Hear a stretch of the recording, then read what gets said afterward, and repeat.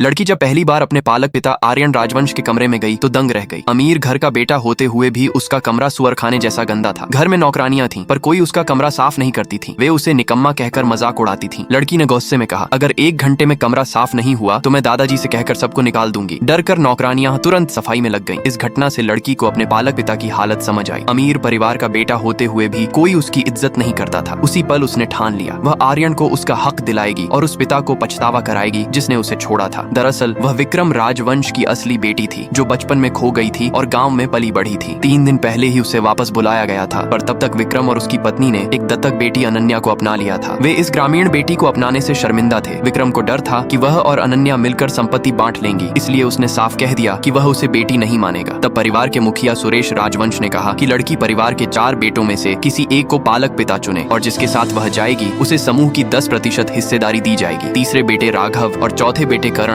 दोनों लालच में आ गए। चारों भाइयों में सबसे बड़े आर्यन के पास 18% शेयर थे और जो लड़की के हिस्से के 10% पा लेता वह सबसे ताकतवर बन सकता था। लेकिन लड़की ने सबको हैरान करते हुए चुना अपंग और शराबी आर्यन को। दादाजी चौंक गए, पर उसके पास वजह थी। पिछले जन्म में जब उसे परिवार में वापस लाया गया था तो सबने उसे अपमानित किया था और उसने आत्महत्या कर ली थी। उस वक्त सिर्फ आर्यन था जिसने उसका शव उठाया और आंसू बहाए थे। इस जन्म में उसने निश्चय किया था कि वह उसे उठाकर खड़ा करेगी। विक्रम को जब पता चला कि लड़की ने आर्यन को चुना है तो वह डर गया। अगर आर्यन को हिस्सेदारी मिल गई तो उसका प्रभाव घटेगा। उसने दादाजी से कहा कि आर्यन नशे में डूबा रहता है, उसे जिम्मेदारी देना परिवार की बर्बादी होगी। उसने शर्त रखी कि जब तक आर्यन नव शहर परियोजना नहीं जीता उसे हिस्सेदारी न दी जाए। दादाजी ने यह शर्त मान ली। आर्यन ने लड़की की मदद से खुद को बदलना शुरू किया। उसने शराब छोड़ दी, काम सीखा और आत्मविश्वासी बन गया। जब सौदे का दिन आया, लड़की ने मेहता समूह के वारिस आदित्य मेहता से बात की। उसने मुनाफा देकर परियोजना आर्यन को दे दी। इस जीत से आर्यन का आत्मविश्वास लौटा और विक्रम की साजिश कमजोर पड़ी। नाकामी छिपाने के लिए विक्रम ने आरोप लगाया कि आर्यन और मेहता मिले हुए हैं। उसने तस्वीर दिखा दी। दादाजी ने आर्यन को बुलाया, जो नशे में था। गुस्से में दादाजी ने लाठी उठाई, मगर लड़की ने रोक लिया। उसने कहा, पापा ने मजबूरी में शराब पी और यह रहा असली कॉन्ट्रैक्ट। विक्रम ने कहा कि यह नकली है क्योंकि इसमें कंपनी की मुहर नहीं है। लड़की बोली, अगर आप मुझ पर यकीन नहीं करते तो मैं और पापा घर छोड़ देंगे, लेकिन अगर यकीन करें तो मैं विक्रम चाचा से शर्त लगाती हूँ, अपने और पापा के सारे शेयर दांव पर लगाकर। विक्रम ने चुनौती स्वीकार की। तभी आदित्य मेहता खुद आया और बोला, यह कॉन्ट्रैक्ट असली है, भुगतान भी हो चुका है। सच सामने आते ही सब स्तब्ध रह गए।